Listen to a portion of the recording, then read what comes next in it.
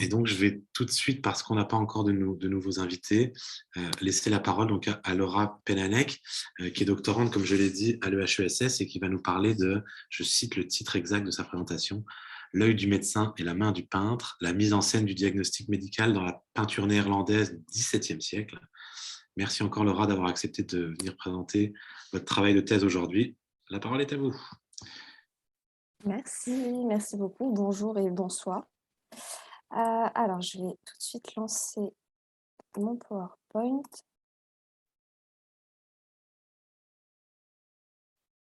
Voilà.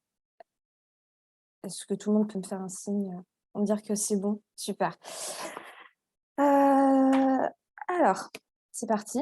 Donc, effectivement, doctorante à l'EHESS et en toute fin de thèse. Donc, l'idée, c'est à la fois de vous résumer ici ce que j'ai fait pendant ces 5 dernières années et en même temps d'essayer de donner un éclairage, j'espère, un peu particulier sur un sujet qui est quand même assez vaste.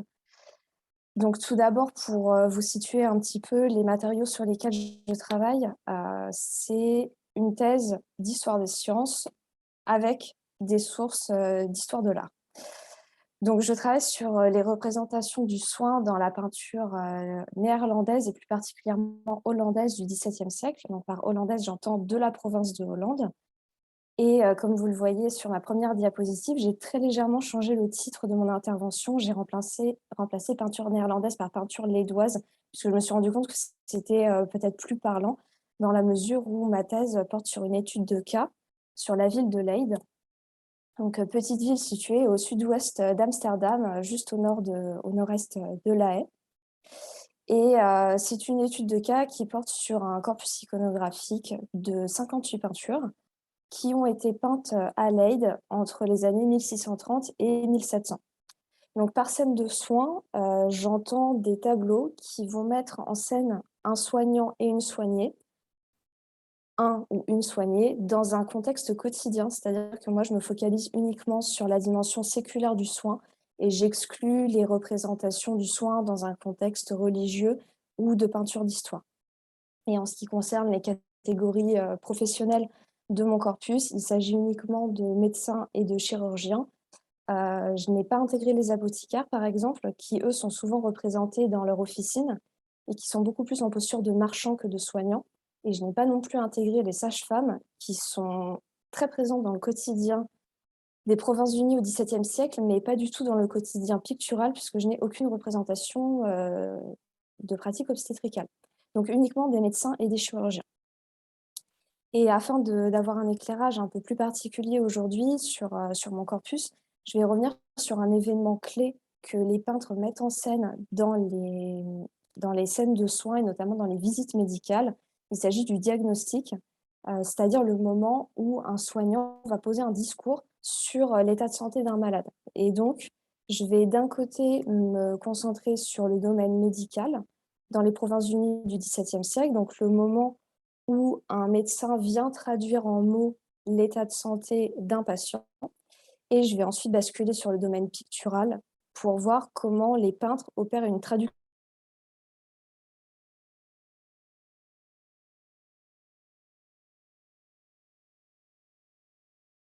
Mais je pense que c'est nécessaire pour que voilà, vous ayez en tête, les sources iconographiques que je mobilise dans ma thèse. Ensuite, je reviendrai donc sur le passage de la maladie aux mots du côté des médecins et enfin mettre la maladie en image. Donc, comment les peintres font pour traduire un contexte sanitaire en peinture. Donc, mon corpus final est constitué en tout de 58 œuvres, très précisément réalisées entre 1630 et 1702, et uniquement par des peintres leydois ou qui sont passés par Leyde. Donc, soit des peintres qui ont la citoyenneté leydoise, soit qui ont été formés et qui ont ensuite pu travailler dans d'autres villes néerlandaises, voire à l'étranger. En tout, j'ai 10 artistes dans mon corpus qui vont former le noyau principal de mon enquête. Et pour vous donner une petite idée de la chronologie sur laquelle je travaille, j'ai réussi à dater 54 œuvres sur 58, donc ce qui me donne une représentation assez pertinente, je pense. Donc, on voit à peu près 4 temps. Avant 1650, quasiment aucune scène de soins à Leyde. À partir des années 1650, une légère évolution avec une dizaine de peintures recensées et un pic dans les années 60 avec quasiment une trentaine de tableaux. Sur la fin du siècle, on est sur des résultats beaucoup plus fluctuants avec un très léger rebond vers 1700. Et donc, cette courbe, je ne vais pas m'attarder là-dessus maintenant, mais cette courbe, en fait, suit les différentes générations successives de peintres qui se passent le relais autour de la représentation du soin. De manière à appréhender un peu plus finement ces œuvres, je les ai catégorisées en 4 grandes catégories. Donc la première, ce que j'appelle les visites du médecin. Donc, je ne vais pas vous mentir, je ne me suis pas foulée. C'est le titre généralement utilisé par les catalogues de musées pour référencer ces œuvres. Donc les visites du médecin qui représentent environ 66% du corpus, suivi des arrachages de dents, des saignées et enfin des opérations diverses. Et ce que j'entends par là, ce sont des opérations de la tête, des membres supérieurs ou des membres inférieurs qui sont vraiment minimes à Leyde, mais qu'on retrouve par exemple beaucoup plus souvent dans des villes comme Haarlem ou Amsterdam à la même époque. Le hasard fait bien les choses. Le diagnostic est le plus souvent présent dans les visites du médecin. Donc, comme c'est la partie la plus importante de mon corpus, c'est celle qui va beaucoup plus servir mon propos aujourd'hui. Les médecins, les peintres à ce moment-là, mettent vraiment en scène le diagnostic. Donc, dans ce type de tableau, on voit un médecin auprès d'une malade dans un intérieur domestique. Et donc, on voit le contraste avec les arrachages de dents, les saignées et opérations diverses, ici une extraction de la pierre de folie. Donc moi, c'est vraiment sur les visites du médecin que je vais me concentrer aujourd'hui. Et pour commencer, je vais m'intéresser à ce que les médecins eux-mêmes font à cette époque, comment ils écrivent, comment ils transcrivent la maladie, comment ils la mettent en mots. Donc, pour cela, j'ai établi en parallèle de ce corpus iconographique un corpus de sources écrites, un corpus de documents. Et la première chose qui ressort, c'est que généralement, le diagnostic à cette époque se fait en 2 temps. Tout d'abord, le médecin va rappeler des faits relatifs à l'histoire du malade. Il va, dans ce cas-là, répondre à la question qui, de qui s'agit-il, qui est ce patient, quel est son sexe, quel est son âge, quelle est sa profession, son milieu social. Et dans un second temps, le médecin ou le chirurgien va répondre à la question quoi. C'est le moment précis du diagnostic où il va décrire de manière plus ou moins systématique de quoi le malade est affligé. Donc ça, c'est un processus qui est particulièrement bien visible dans la littérature de cas ou les observations qui sont publiées à l'époque moderne en Europe et tout particulièrement dans les Provinces-Unies.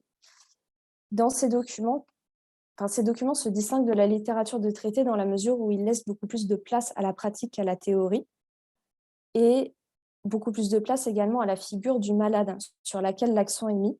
Et à ce moment-là, on se rend compte que le médecin ou le chirurgien qui raconte sa visite auprès du malade met vraiment l'accent sur l'histoire personnelle et sanitaire du patient, en rapportant, comme je disais, son nom, son sexe, son âge, voire sa profession.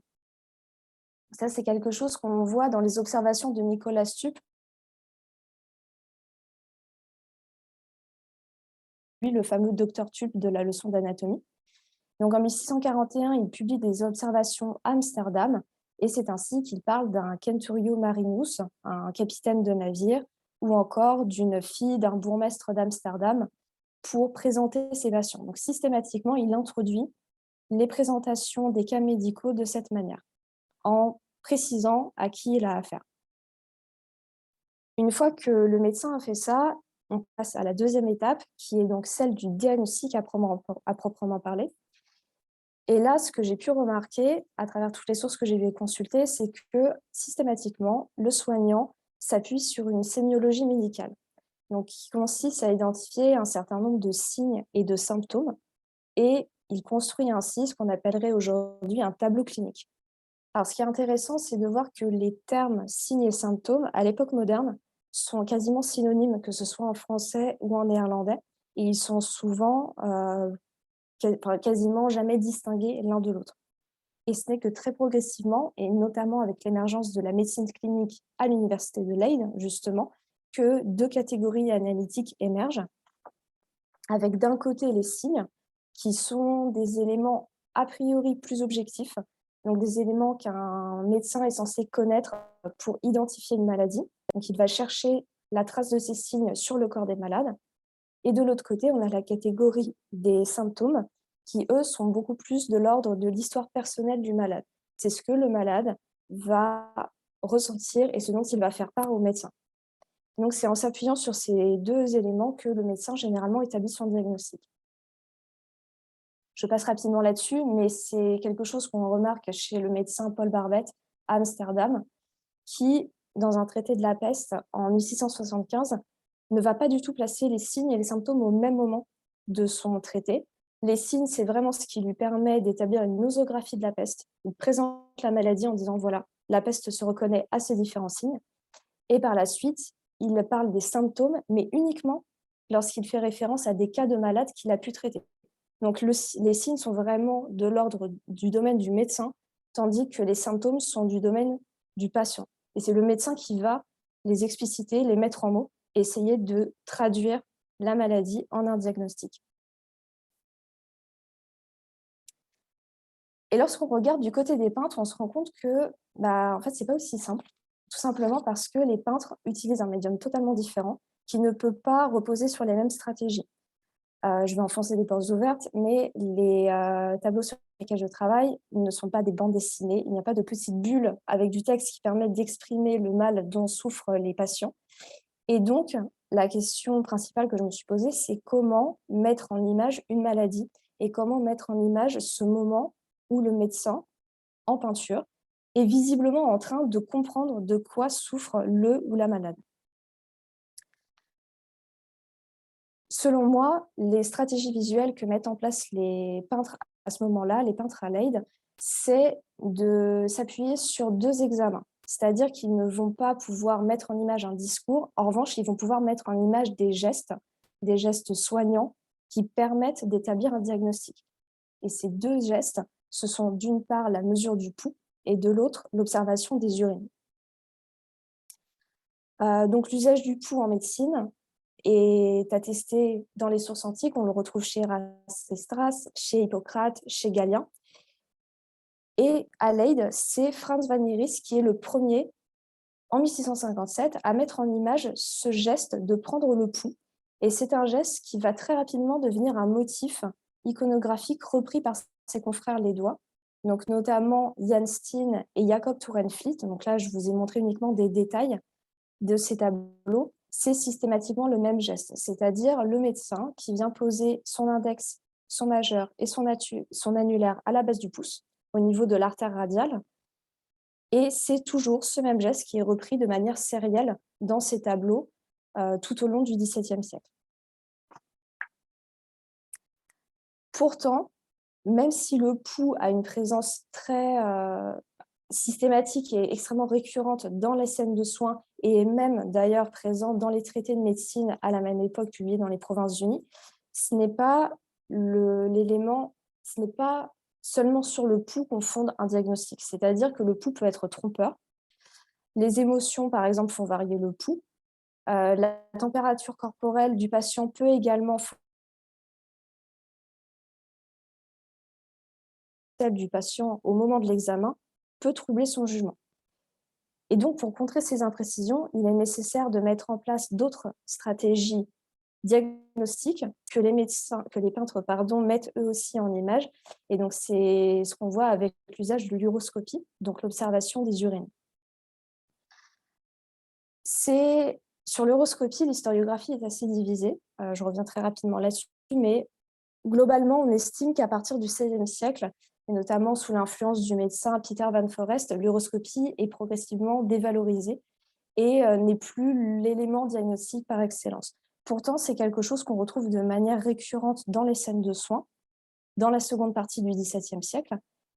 Et selon moi, cela a plutôt attrait à l'intérêt visuel d'un tel geste, c'est-à-dire que montrer un médecin en train d'observer des urines, comme c'est le cas de Guéridou dans ce tableau, c'est mettre en scène visuellement le diagnostic beaucoup plus facilement que d'autres examens qui, eux, ne sont pas aussi facilement représentables en peinture.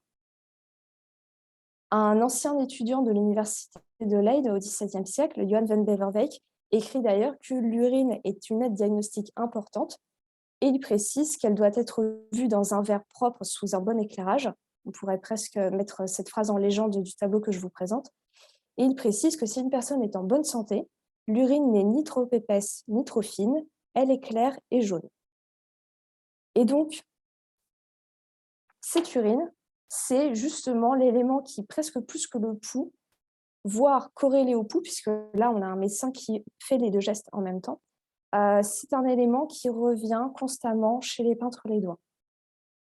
C'est aussi quelque chose qui peut facilement se comprendre dans un contexte de marché de l'art où les peintres cherchent à vendre leurs tableaux. Et dans la mesure où les scènes de soins sont réalisées d'une façon sérielle, c'est-à-dire qu'on a systématiquement les mêmes thèmes et les mêmes motifs qui reviennent, on peut penser qu'il y a un intérêt commercial à avoir systématiquement les mêmes motifs qui reviennent, des motifs qui sont des gestes que les peintres, comme leurs acheteurs, peuvent connaître dans leur quotidien en tant que malades.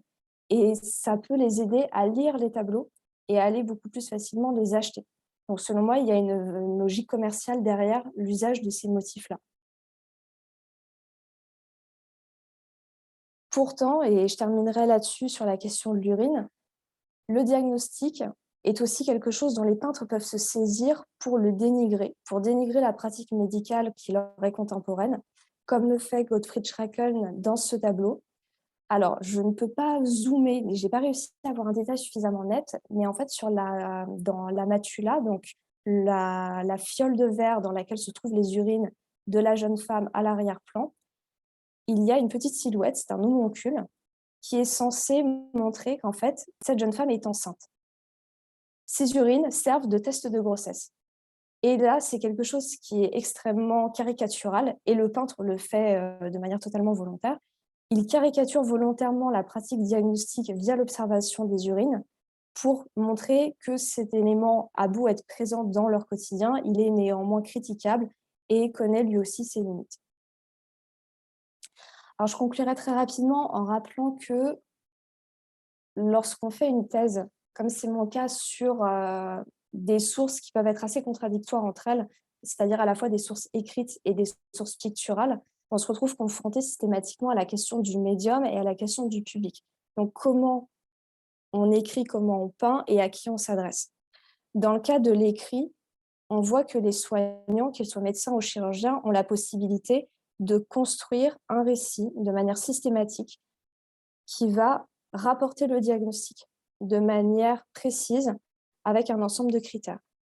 Et ces récits-là, qu'ils font dans les recueils de cas, servent de grille de lecture à poser sur les corps.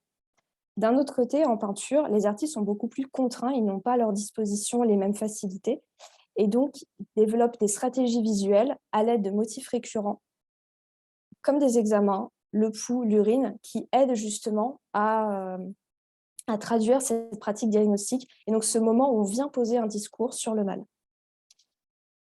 Je terminerai avec ce tableau que j'avais mis dans la première diapositive de mon diaporama. Parfois, et c'est l'un des seuls exemples que j'ai à ce sujet, on voit que les peintres essayent de dépasser les limites que leur impose leur propre médium. Ici, Jan Steen représente un médecin en train de rédiger à la plume sur une table, et au sol, on voit une feuille sur laquelle il est écrit « Herbert geen medicijn, paret sotte pijn », que j'ai traduit par « Ici, nul besoin de médicaments, car il s'agit d'un doux tourment ». Donc en fait, on a sur une feuille, grâce à un texte intrapictural, la traduction du mal dont souffre la jeune femme habitée à l'arrière-plan, à savoir qu'elle n'est pas du tout malade, elle est affligée d'une peine de cœur. Et c'est à l'aide de l'écrit dans la peinture que le peintre vient montrer le diagnostic et traduit le diagnostic, non plus seulement grâce à la peinture, mais aussi grâce aux mots. Et je m'arrêterai là-dessus. Je vous remercie. Merci beaucoup. Je ne vois pas tout le monde, mais hop, merci beaucoup. Merci d'avoir respecté le temps aussi avec beaucoup de rigueur, c'est très apprécié. J'imagine que les questions sont nombreuses, j'en ai aussi, mais vous pouvez et manifester votre joie par des applaudissements physiques ou virtuels, et aussi poser vos questions et lancer vos remarques. Donc, si vous avez des questions, n'hésitez pas. Utilisez probablement votre main numérique parce que je ne vous vois pas tous et toutes. Donc, je ne sais pas si j'arriverai à vous situer, mais la parole est à vous.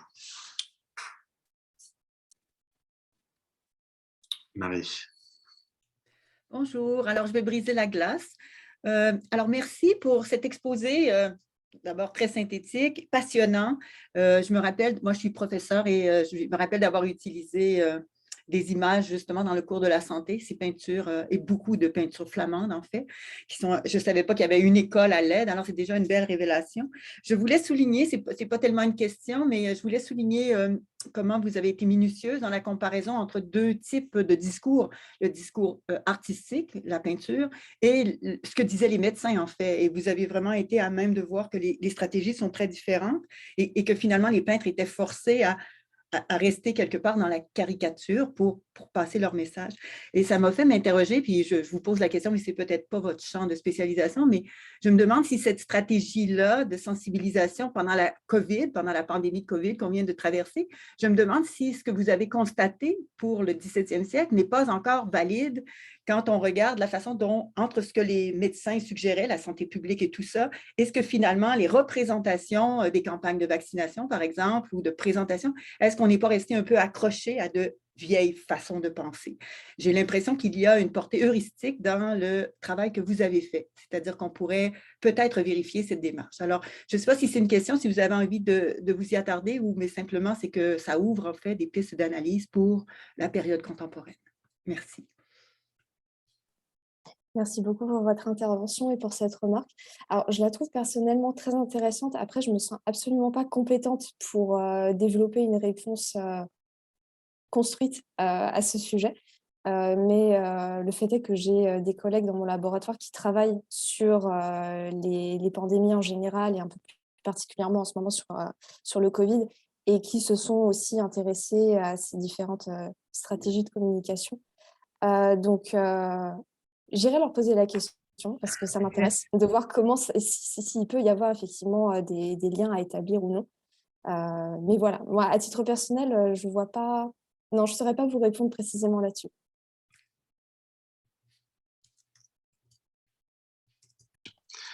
Merci encore d'être venu. Alors juste, je ne sais pas si mon PowerPoint est visible, parce que moi j'ai un drôle d'écran un peu étrange. On en voit une partie. Ouais, alors je ne sais pas du tout comment. Alors, est-ce que... Ah, attendez, je vais recommencer, parce que j'ai l'impression que ça ne marche pas. En tout cas de mon côté. Tac. Aïe, aïe, aïe. Alors, écoutez, un grand merci à vous tous, Alexandre, pour l'invitation et donc encore toutes mes excuses. Donc, dans les 20 minutes qui me sont imparties, je vais effectivement vous parler d'un travail que j'ai mené donc sur les relations entre art, représentation visuelle et crise du sida entre 81 et 97. Et je commencerai, j'ai toujours tendance à trouver un point de départ à cette recherche. En l'occurrence, c'est une rencontre avec une œuvre qui est celle donc d'Hervé Guibert, donc photographe, écrivain français, que j'ai rencontré, entre guillemets, comme on peut rencontrer des images, en 2011, ça fait maintenant un moment, 2011 ou 2012, j'ai un petit doute, à la Maison européenne de la photographie. Je préparais alors en France un concours de la conservation pour être conservateur, ce que je n'ai pas été, puisque je suis ensuite parti en thèse, mais c'est une bonne chose. Ce qui m'avait frappé dans cette exposition, c'était donc ce film. Donc, vous voyez ici quelques photogrammes, en l'occurrence donc La pudeur ou l'impudeur, un film vidéo dans lequel Hervé Guibert se filme à la fin de sa vie et filme surtout son corps malade, puisque Hervé Guibert a déclenché un sida, il meurt du sida en 1992. Et cette image m'a frappé et la réaction du public m'a frappé, puisque lorsque j'ai vu cette représentation, j'ai remarqué que dans la salle, finalement, où était projeté le film, très peu de gens la regardaient en entier. C'est un film qui dure environ 1 heure, et la réaction du public était intéressante. Et ça m'a frappé en tant qu'à l'époque, je sortais du master, j'ai été frappé par cette réaction en me disant que finalement, ces images avaient un potentiel, une puissance singulière, près de 20 ans après leur émergence, leur création. Et j'ai donc été, d'une certaine manière, pour reprendre l'expression de Paul Venn, dépaysé, c'est-à-dire déplacé ailleurs. J'ai été confronté à une étrangeté, pour reprendre toujours l'expression de Paul Venn, étrangeté que j'ai ensuite retrouvée, par exemple, en 1900, en rencontrant cette autre œuvre, 1983, Black Death, réalisée par Gilbert and George, donc au tout début des années 80. 4 visages siamois aux yeux écarquillés de terreur, à la bouche bée, en forme de néant. 1983, à cette date, très peu de cas de sida au Royaume-Uni ont été répertoriés, mais les médias commencent à énormément en parler. Et Gilbert and George, qui sont très tôt confrontés à la maladie à Londres, ont donc imaginé cette gueule hurlante, et récupèrent à travers l'histoire des représentations une chose très ancienne dans sa puissance donc symbolique, comme une forme d'alerte, une forme d'alarme qui parle de la catastrophe ou qui, peut-être à cette date en tout cas, pressent que l'histoire est en train de tourner. Il devine une sorte de drame et donne une forme inquiète à ce soudain détournement par l'événement épidémique, donc en ce début des années 80. Alors, ce qui m'a frappé, si vous voulez, quand, par exemple, je vois cette représentation vers 2011-2012, alors même que je commence à réfléchir sur ces représentations visuelles du sida, je suis frappé par le fait que cette œuvre, par exemple, mais je pourrais vous en montrer beaucoup d'autres, cette œuvre frappe si on prête, par exemple, attention au discours de l'époque, et pas seulement sur la maladie qui commence à émerger, mais sur notamment la fin de l'histoire. Le début des années 80, c'est déjà en histoire une antienne qu'on commence à appréhender, la fin de l'histoire. Fukuyama en parlera en 1989, quelques années plus tard, au sujet de l'effondrement de l'Empire soviétique. Et ce qui est très intéressant, c'est que je trouve ici, dans cette représentation, déjà quelque chose qui parle du changement d'époque, qui parle de la fin, d'une certaine manière, de quelque chose, d'une forme d'insouciance et de l'émergence d'une peur en ce début des années 80. Un ébranlement, une rupture du temps dans cette figure de la peste, puisque Black Death, c'est la peste, qui monte. Alors, c'est intéressant parce que finalement, comme je le disais à l'instant, 81, donc 83 ici, en l'occurrence pour cette œuvre, c'est tôt dans l'histoire de l'épidémie. Épidémie dont, évidemment, je ne vous apprendrai pas qu'elle a décapité dans les années 80-90 une génération. En même temps, sans doute qu'elle l'a provoqué, c'est-à-dire qu'elle a provoqué aussi l'émergence d'un certain nombre de choses. Pour reprendre le bilan qu'en dresse par exemple l'historienne Michèle Perrault, qui a été à son échelle très frappée par cette histoire, elle agit, cette maladie, cette crise du sida, agit comme un révélateur des sociétés, elle les a bousculées, elle les a poussées aux limites de leur modernité, ramenant d'un bloc le pire de tout le passé, des peurs, des croyances qu'on croyait ou qu'on pensait d'un autre temps. Elle a transformé ces sociétés sur les plans sanitaires, politiques, social, économique, culturel, en matière de santé publique, de savoir, de mobilisation, de représentation, de sensibilité, de rapport au corps ou bien encore à la sexualité. Et ce qui m'a… Alors ici, je vous montre par exemple sur cette diapo 2 images, au fond, assez emblématiques de ce que la crise du sida a fait se lever dans la société. D'un côté, par exemple, la figure du malade ici, pour la première fois paru dans la presse généraliste en 86, photographié par Alan Reininger, Ken Mix. Et puis, de l'autre côté, presque en confrontation, des manifestations, et notamment ici, donc, vous voyez, donc, la main de Dieu est écrite sur le mur de cet événement. Donc, deux représentations visuelles qui résument d'une certaine manière à elles seules deux moments de cette époque, deux mouvements de cette époque. L'énumération que je viens rapidement de dresser au sujet de ce qui a provoqué la crise du sida, puisque ce qui m'intéresse ici, ce sont avant tout les représentations visuelles, mais j'en passais juste par cette très brève récapitulation, c'est qu'il a donc fallu tout inventer ou tout réinventer dans la proximité de la catastrophe, des résistances en particulier, qu'il a fallu inventer ou réinventer des images. Pour reprendre l'expression d'un artiste français, cette fois, Michel Journiac, qui parlait d'images pour vivre, il a fallu aussi, avec beaucoup d'autres choses, travailler les images et inventer ou réinventer des images. Alors, des images, bon, très bien, mais je pense que pour penser la question des représentations visuelles de la maladie en lien avec cette crise du sida, il faut du coup s'arrêter un instant et se dire finalement, mais pourquoi? Qu'est-ce qu'ont pu ces images? Quel a pu être leur rôle dans cette crise? Il y a eu en effet, dans cette période 80-90 sur laquelle j'ai travaillé, il y a eu un besoin d'image. Et là, je reprends l'expression de l'écrivain français Olivier Charneux, qui parle d'un besoin d'image. Et ce besoin d'image, dire qu'il y a eu un besoin d'image, c'est dire qu'on a cru, qu'on a pensé que ces images pouvaient quelque chose à la situation.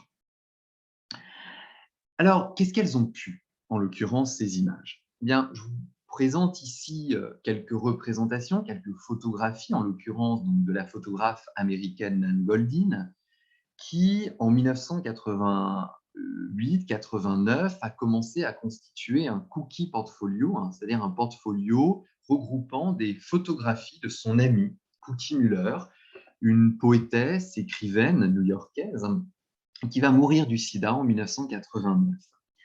Cette jeune femme que vous voyez ici, qui passe dans ces photographies, Nan Goldin, elle écrivait juste avant sa mort en 1989 que, je cite, « La tragédie du sida a atteint une telle profondeur dans l'horreur qu'elle est encore inassimilable. Pour comprendre, suggérait-elle en 89, il nous faut observer celles et ceux qui nous sont enlevés. » Alors j'ai été très sensible à cette idée du « observer celles et ceux qui nous sont enlevés ». Parce qu'au fond, c'est la réaction de Nan Goldin, de son amie Nan Goldin, qui va agir ici par la photographie, qui va produire un acte d'image pour tenter de se représenter, en la chroniquant, la disparition de Cookie Muller, qui va tenter de réfugier son amie dans l'image pour ne pas la perdre tout à fait. Alors, elle a photographié Nan Goldin, Cookie Muller, elle a photographié beaucoup d'autres personnes qui sont décédées du sida dans son entourage. Il y a dans l'œuvre de Nan Goldin énormément, des centaines de photographies qui parlent du sida, et cette inflation des représentations artistiques chez Nan Goldin, par exemple, atteste de ce besoin d'image qui est né à cette époque et qui signale sans doute qu'au fond, une part de l'histoire, en tout cas qui m'intéresse ici, se joue donc dans ce besoin et dans cette prise d'image. Là où d'autres, par exemple contemporains de l'événement, comme quelqu'un comme Derek Jarman, disaient qu'il avait fallu courir après l'événement. Et pour courir après l'événement, il a notamment fallu le représenter, lui donner des images, lui donner des formes, et toutes les formes possibles. Donc, ce que peuvent les images, quand je pose la question de ce que peuvent les images dans l'événement, dans l'espace de la crise du sida, je veux interroger par là ce qui leur est possible et ce qu'elles sont en puissance. C'est-à-dire, au fond, considérer la prise en charge de l'événement épidémique par les représentations, le rôle actif que ces représentations y jouent, à proportion de leur capacité à en saisir les enjeux à saisir les enjeux de cet événement et à lui donner donc des formes. Et ce qui m'a intéressé, ce qui m'a frappé au fur et à mesure de cette étude que j'ai menée, d'abord une thèse, puis le livre dont a gentiment parlé Alexandre, c'est qu'au fond, j'ai remarqué et j'en ai conclu, et je le défends, disons, c'est en tout cas une thèse forte que je veux défendre, c'est que ces images, les représentations visuelles de la crise du sida, je reviendrai ensuite sur la définition du terme représentation visuelle, mais elles parlent de tout l'événement. On peut retrouver absolument tout l'événement dans ces représentations, l'événement épidémique.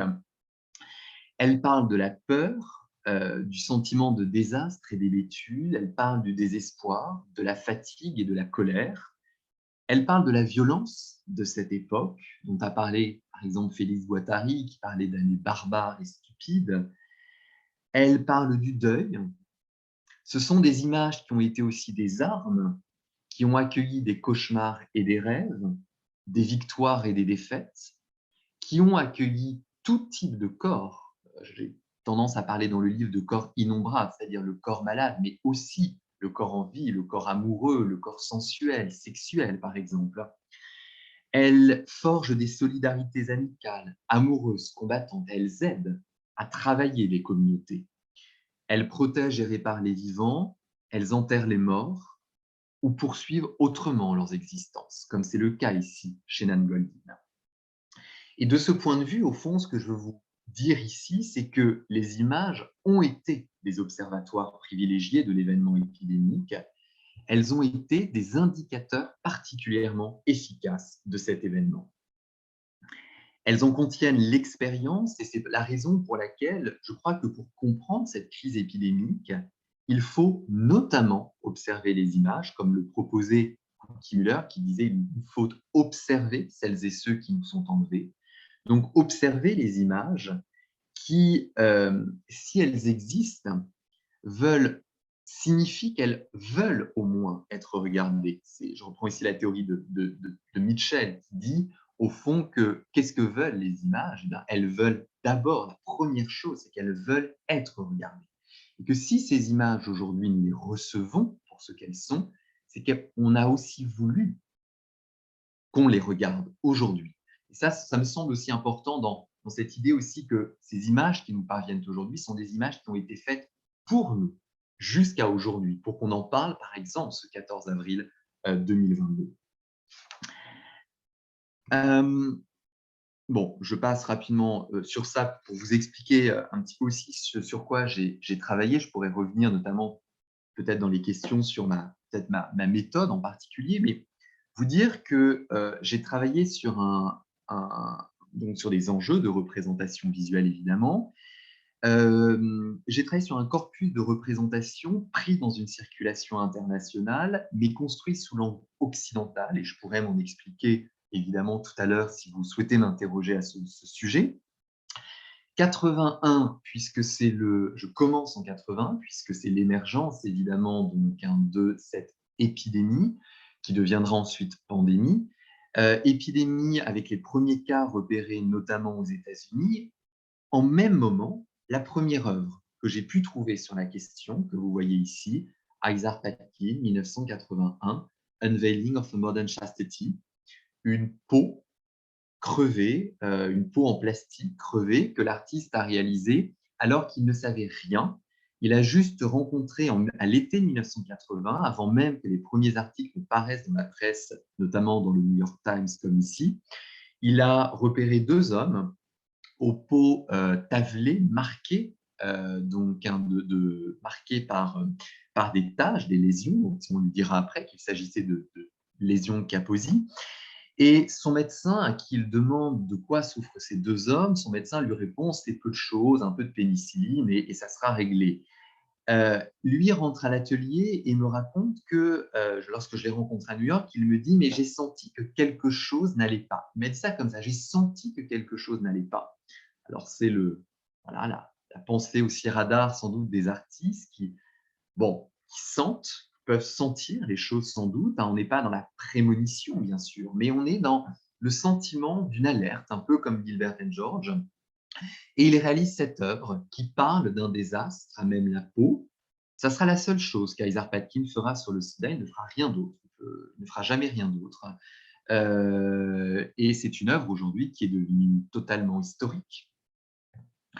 Je cours jusqu'en 96-97, au moment de la révolution thérapeutique, donc qui va évidemment révolutionner la relation à la maladie, qui va permettre aussi de passer d'un régime d'urgence, en tout cas dans cette partie du monde, évidemment, attention, dans notre partie occidentale où évidemment on a eu accès à ces traitements, ce qui est loin d'être le cas dans d'autres régions du monde.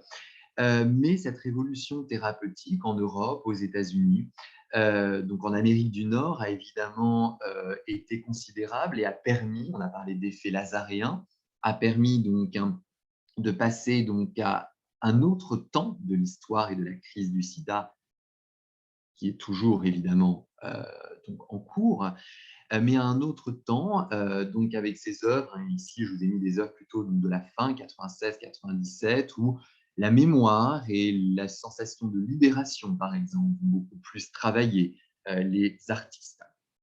J'ai donc travaillé sur cet arc chronologique, sur donc une génération d'artistes américains d'Amérique du Nord et d'Europe, une génération d'artistes qui avaient beaucoup en commun. C'est aussi pour ça que j'ai travaillé sous l'angle occidental, c'est que ces artistes se rencontraient, se connaissaient, voyageaient, traversaient l'Atlantique, et leur étude finalement a été facilitée par justement cette idée d'une génération, en fait, sous l'angle, les attraper sous l'angle d'une génération.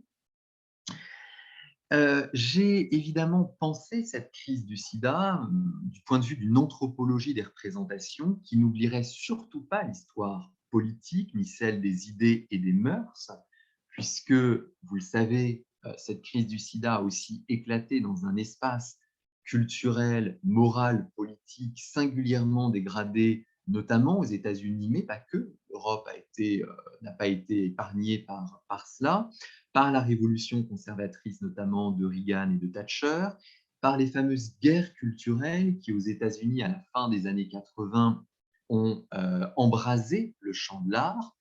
Les conservateurs américains entrent en guerre contre les représentations, des représentations jugées offensantes parce que sexuelles, parce que blasphématoires, ou jugées du moins blasphématoires ou obscènes.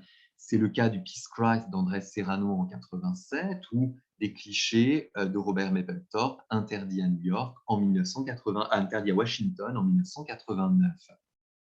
Donc, il a fallu évidemment prendre en compte tout ça, puisque des images du sida, comme vous vous en doutez, parlent forcément de sexualité, parlent forcément d'homosexualité, notamment. Donc, évidemment, à la crise épidémique, à l'incurie des pouvoirs, notamment aux États-Unis, mais aussi en Europe, s'est ajoutée cette guerre menée dans le champ des représentations visuelles par les plus durs des conservateurs, ce qui n'a pas évidemment donc facilité les choses et ce qui a poussé aussi les artistes à produire des œuvres en quantité et notamment des œuvres extrêmement offensives du point de vue des représentations, par exemple, de la sexualité et de la maladie en général. Je vais rapidement pour également vous dire que quand je parle de représentation visuelle, j'entends et je travaille sur un large spectre. Je travaille à la fois sur des œuvres au sens tel que le musée ou la galerie l'entend, c'est-à-dire des œuvres d'art qui répondent à des contextes de production, de circulation, d'exposition, mais je travaille aussi sur notamment tout l'activisme, c'est-à-dire ce que Douglas Crimp a notamment appelé l'activisme culturel, les affiches, les flyers, les banderoles, comme vous avez ici, les actions de rue.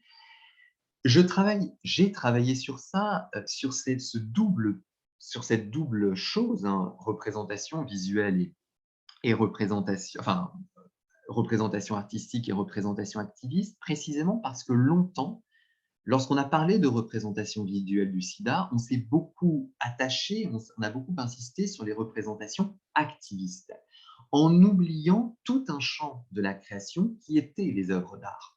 Or, il me semble que le dialogue finalement entre ces différents régimes de représentation est très riche d'un point de vue heuristique, du point de vue de la production de connaissances, et aide à mieux appréhender l'événement en termes de différences et en termes aussi de similitudes. Alors, je ne vais évidemment pas du tout vous déplier l'ouvrage, rassurez-vous, mais dans les quelques minutes qui me restent à peine, juste vous défiler finalement quelques représentations pour vous dire aussi un petit peu l'esprit dans lequel j'ai travaillé. J'ai argumenté, disons, ma position en 4 parties. L'une qui s'intéresse, la première, à l'esprit de catastrophe, c'est-à-dire au fond à l'émergence, comme j'ai pu vous le dire, au début des années 80 et tout au long des années 80-90, d'une grande peur, d'un rapport à l'histoire bouleversée pour une génération. Et ce qui m'a particulièrement intéressé dans ce cadre-là, c'était de voir comment, au fond, pour parler de la crise du sida, les artistes parlaient d'autre chose, c'est-à-dire parler, par exemple, de la crise écologique, parler de la peste, remonter le fil de l'histoire et récupérer à travers l'histoire des représentations, des images de la peste, pour parler du sida, de la maladie au présent. Des représentations évidemment du virus qui participent de cette croissance de la peur et que l'on retrouve notamment dans des allusions et dans des confrontations avec par exemple le danger nucléaire, comme chez Keith Haring ici, donc dans Apocalypse en 1988, et oui, 87, c'est 86, c'est Tchernobyl, et cette peur nucléaire qui travaille la fin de la guerre froide, les consciences de la fin de la guerre froide, permet aussi de parler d'une autre catastrophe, qui est celle évidemment du sida. La deuxième partie de mon travail concerne évidemment la question du corps. Alors, comme vous en doutez, le corps dans tous ses états, avec une tension très forte entre le corps rêvé des années 80, ce corps inventé au début de la décennie, un corps de gloire, et puis notamment dans la publicité, et puis le corps abattu auquel ont donné forme les artistes. Et lorsqu'on s'intéresse à la question du corps, ce sont les questions notamment d'exclusion qui apparaissent de manière extrêmement prégnante. Ce sont les questions des symptômes de la maladie qui apparaissent de manière consciente ou inconsciente, de manière claire ou beaucoup plus diffuse, comme chez Cronenberg, qui n'a jamais dit que la mouche parlait du sida, sauf qu'en 86, son film est suffisamment équivoque pour qu'on y annexe la maladie. Les questions de sexualité, évidemment, de corps fantôme, dire le corps et montrer, créer des représentations, c'est dire ce qui n'est plus possible, c'est dire ce qui a disparu également, et notamment des possibilités de sexualité. Bon, je passe rapidement tout ça puisque voilà, le temps est vraiment très, très court. Et, les questions de fluide, évidemment, sont au cœur des représentations visuelles, la question autour des fluides et de la peur, évidemment, des fluides. Et puis la question de la disparition du corps, le corps fantôme, le corps qui s'efface, le corps amaigri, jusqu'à devenir transparent et jusqu'à s'éteindre et à devenir poussière, par exemple, chez certains artistes.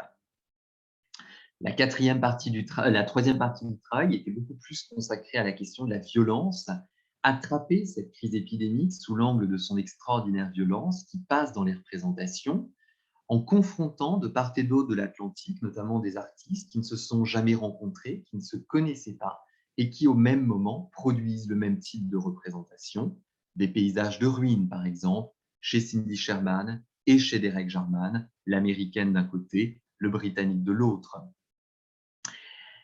Travailler les représentations et dire au fond qu'elles sont également traversées d'un sentiment de violence, d'une volonté d'exprimer la violence, jusqu'à exprimer des choses très taboues, comme par exemple la question du meurtre.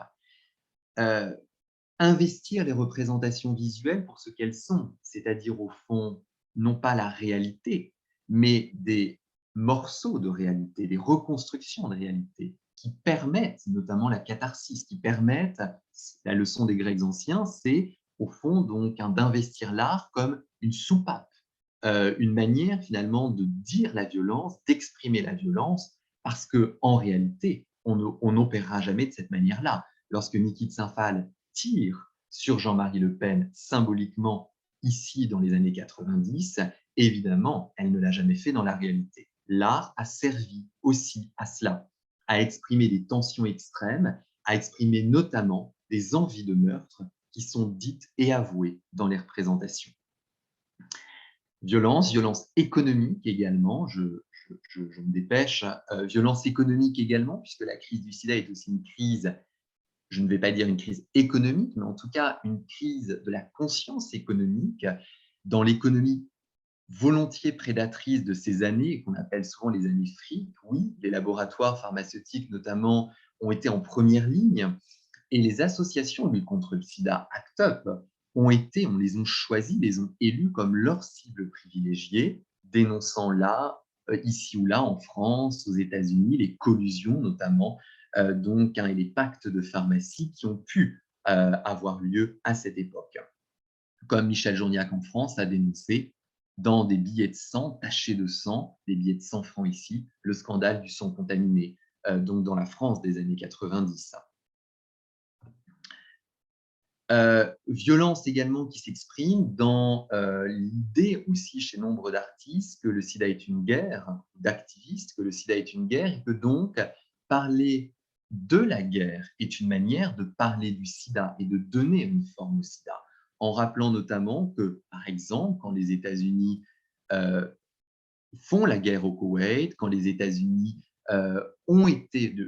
les États-Unis ont été en Amérique centrale et du Sud, eh bien, toutes ces guerres, finalement, les activistes le disent, relevaient d'une sorte d'une politique, le discours activiste était d'une politique, en tout cas étrangère, notamment criminelle en Amérique du Sud et centrale, eh bien, au fond, entre une politique extérieure et intérieure, se reconduit une forme de violence, puisque en termes de politique intérieure, nous disent les activistes américains, le gouvernement américain n'agit pas. Donc, le sida est une guerre et elle fait également, au même titre que la guerre, des victimes. Bon, je passe rapidement et je termine en vous disant que ces images également ont permis donc de donner une forme à la solidarité, à des communautés. Et c'est peut-être la partie qui m'a le plus intéressé, je dirais, qui m'a le plus frappé, c'est comment, au fond, les représentations visuelles, et là, plus des œuvres d'art en l'occurrence que des œuvres activistes, ces œuvres ont été investies, ces œuvres ont été chargées de tout ce qui partait, de tout ce qui fuyait, de tout ce qui devait être sauvegardé, et notamment le souvenir des uns et des autres, des femmes et des hommes, des enfants également qui mouraient, de tout ce qui était au fond, de tout ce qui, avec la maladie, était attaqué, détruit, notamment donc l'amour, les relations, les amitiés, les liens entre les êtres. Et c'est entre mille exemples, excusez-moi, ce tas de bonbons, ici par Félix González Torres, qui représente le poids exact de son compagnon, Ross, lorsqu'il était en bonne santé. Vous vous approchez de ce tas de bonbons, vous prélevez un bonbon, et voilà, le tas de bonbons commence à s'amenuiser, de même que Ross s'est éteint progressivement et s'est desséché, nous dit Félix González Torres, comme une fleur dans un vase sans eau. Donc, c'est aussi une manière de questionner notre responsabilité aussi dans cette manière qu'on a de prendre un bonbon, donc d'attaquer la pleine santé de Ross.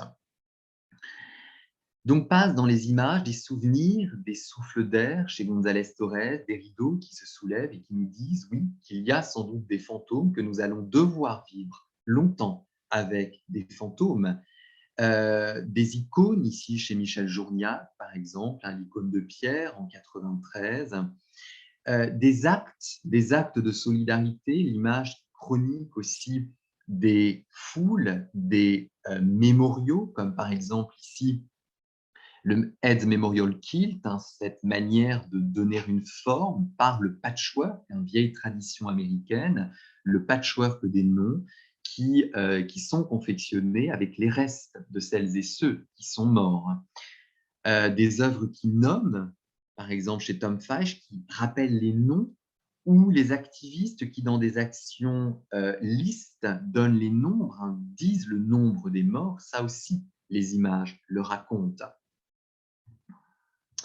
Et je termine peut-être sur cette œuvre de Ronnie Horn, pour moi une des plus belles, qui parle de ces questions-là, Gold Mats Paired for Ross and Felix, donc Félix González Torres, dont je vous parlais à l'instant. Ici, au fond, un cadeau à ces deux amis, donc un cadeau de Ronnie Horn qui offre à Félix González Torres et à son compagnon, tous deux vont mourir du sida, qui offre ce cadeau, eux, au fond, leur couple, représenté par deux feuilles d'or posées l'une sur l'autre. Et lorsque le soleil vient taper ces feuilles d'or, l'or, la lumière finalement, anime ces feuilles d'or, une lumière dorée s'en dégage. Et oui, d'une certaine manière, c'était faire en sorte que les images puissent dire, que cette image puisse dire que le couple que formaient González Torres et Ross Laycock, que ce couple, au fond, ne finirait jamais tout à fait, puisqu'il continuerait à vivre ici dans une œuvre et dans nos mémoires, dans nos regards. Et qu'à chaque fois que le soleil taperait sur cette feuille d'or, sur ces feuilles d'or, il en resterait quelque chose de cette solidarité, de cet amour. Et González Torres avait dit un jour, Ronnie Horn lui avait dit, il y a de la sueur entre ces feuilles. Et González Torres lui avait dit, oui, évidemment, puisque c'est nous, puisque c'est notre couple. Voilà, j'ai déjà trop parlé, donc je vais m'arrêter là. Merci beaucoup. Donc, on peut applaudir virtuellement ou non. Il nous reste encore quelques minutes. Peut-être si vous pouvez, Thibaut, juste enlever votre PowerPoint. Oui, bien sûr. Partager votre écran, comme ça on peut voir tout le monde. Il nous reste encore quelques minutes pour prendre des questions, des remarques, j'imagine nombreuses, des demandes de précision si vous en avez.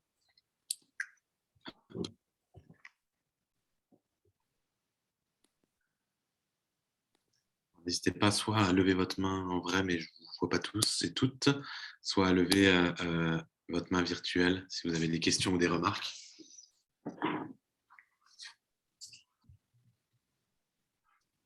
Vous pouvez aussi utiliser le chat, bien sûr, pour poser vos questions. Je m'en ferai la voix.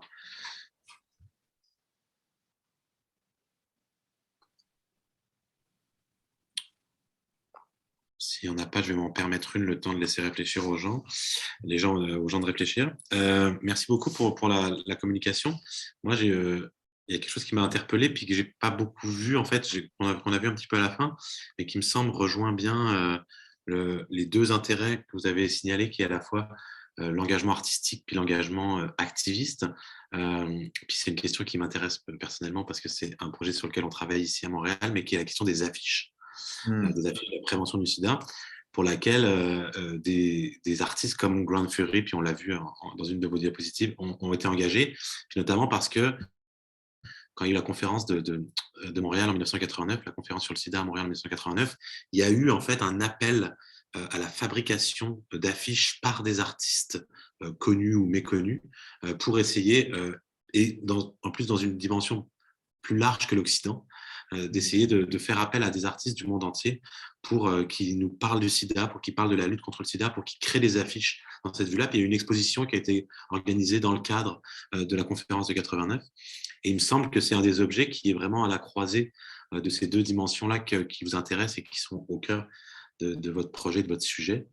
Donc, par pur intérêt personnel, j'aurais été content de vous entendre parler de ça aussi, de vous en entendre. Oui, tout à fait. C'est vrai que l'affiche, effectivement, c'est un des médiums les plus utilisés. Hein. C'est le premier médium activiste.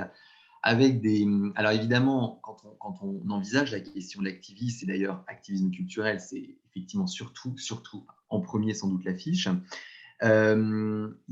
Quelqu'un récemment m'a posé la question de me dire est-ce que par exemple beaucoup d'œuvres d'art ont été utilisées pour faire par exemple des affiches et notamment des affiches de prévention.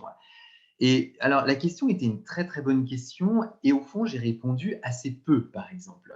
J'ai peu d'exemples d'œuvres d'art par exemple produites dans le contexte des années 80-90 et utilisées au même moment par exemple des activistes. Ce chassé-croisé là, il est assez rare. Peut-être parce que les œuvres pour l'essentiel, sont complexes. La lecture, de prime abord, n'est peut-être pas évidente. Enfin, voilà, il y a peut-être peu d'œuvres qui se prêtent à une lecture immédiate de l'idée de descendre, par exemple, dans la rue, l'affiche. Il faut qu'elle ait une efficacité immédiate, il faut qu'elle ait une visibilité immédiate. Et au fond, notamment au début de l'épidémie, j'ai observé que les œuvres convoquées étaient plus particulièrement des œuvres anciennes. Des affiches, par exemple, du XVIIe, des représentations de la Grande Faucheuse, du squelette, de l'idée de la danse macabre, effectivement. Donc, des représentations iconographiques, au fond, anciennes, qui réactivent un vieux champ de représentation. Et ça, c'est assez intéressant dans cette remontée, au fond, du temps. On trouve ça notamment dans l'activisme, pas chez ACT UP. Chez ACT UP, au fond, les affiches, de toute façon, sont toujours très simples. Et puis, il y a quand même une communication qui s'opère.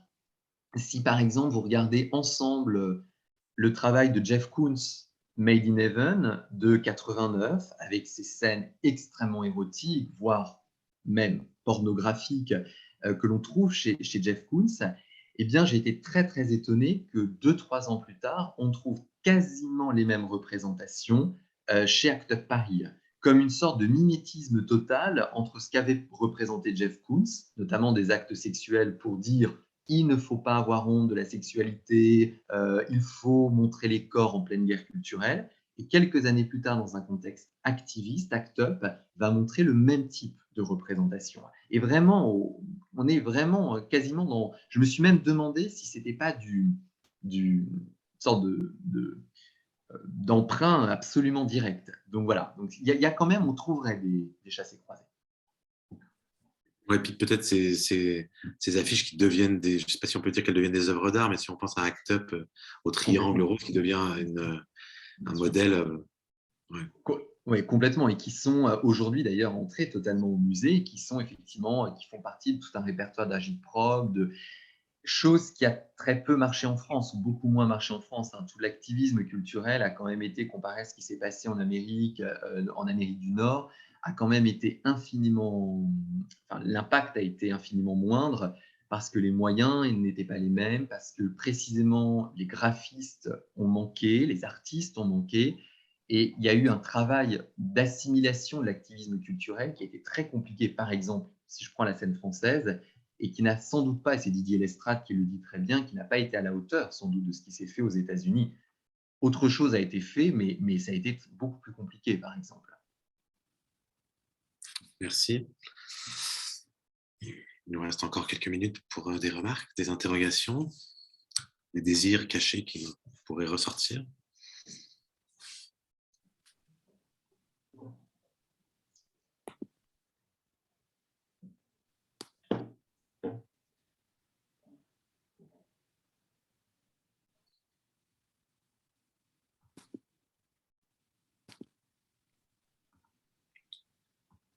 Je vais encore le dire lentement pour permettre aux gens de prendre la parole, mais s'il n'y a pas d'autres questions, pas d'autres interventions, je vais remercier nos deux intervenantes de la journée pour leur participation, pour leur belle présentation et pour avoir accepté de venir représenter, bien sûr, aujourd'hui. Je pense que c'est les vacances, non, en France?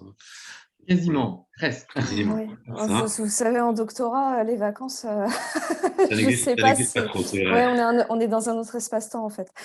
Mais merci en tout cas pour l'invitation. Merci beaucoup. J'étais ravie de présenter ici. Et je n'ai pas réagi à la présentation de Thibaut parce que malheureusement, devant une œuvre d'art postérieure au, on va dire, 17e, 18e siècle, je suis comme une chèvre devant un ordinateur. Donc voilà, je me suis dit, il vaut mieux me taire et rester pertinente dans le silence. Au contraire. Mais c'était très intéressant. Merci. Merci à vous, c'est très gentil. Merci. Je vais dire un dernier mot pour inviter les gens qui sont ici et les gens qui nous regarderont en replay plus tard, qu'il nous reste une dernière séance, la 10e donc, de ce cycle de conférences, qui aura lieu toujours un jeudi, toujours à midi, heure de Montréal, 18h, heure de Paris, donc le jeudi 19 mai, et on parlera de l'histoire matérielle de la santé mentale, donc autour des objets de l'histoire de la santé mentale, avec Benoît Majerus et Marianne Ascarfone. C'est le jeudi 19 mai prochain à midi, toujours au même endroit. Si vous avez reçu l'information pour aujourd'hui, vous la recevrez pour la prochaine séance. Merci encore à nos intervenants et intervenantes. Merci à celles et ceux qui sont venus les écouter. Et bonne fin de journée ou bonne soirée pour les autres. Et au plaisir. Merci beaucoup. Merci beaucoup. Au revoir. Merci à vous. Au revoir.